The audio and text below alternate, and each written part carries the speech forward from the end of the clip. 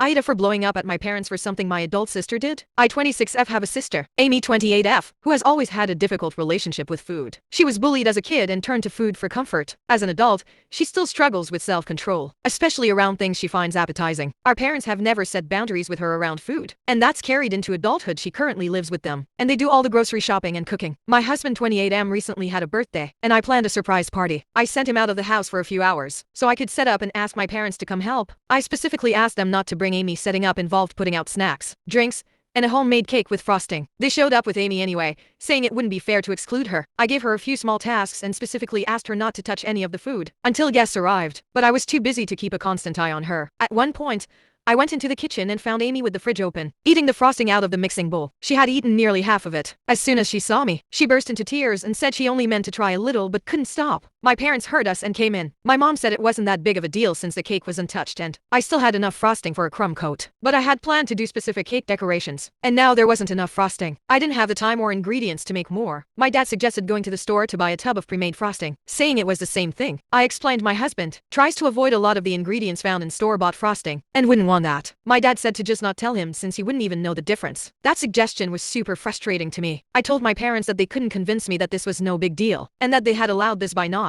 setting boundaries with Amy's binge eating and by bringing her to set up. They told me to back off and be more sensitive to my sister, and that it wasn't her fault. I responded by saying that I was more angry at them, because at least Amy felt bad while they were trying to downplay the situation. They got upset and said it wasn't fair to blame them for Amy's choices, and that she was an adult and they can't control her. They also said that they were trying to help by giving suggestions, and that I was being stubborn by shutting all of them down. They ended up leaving, and now they're giving me the silent treatment, even though Amy has apologized for eating the frosting. Ida for involving them in this?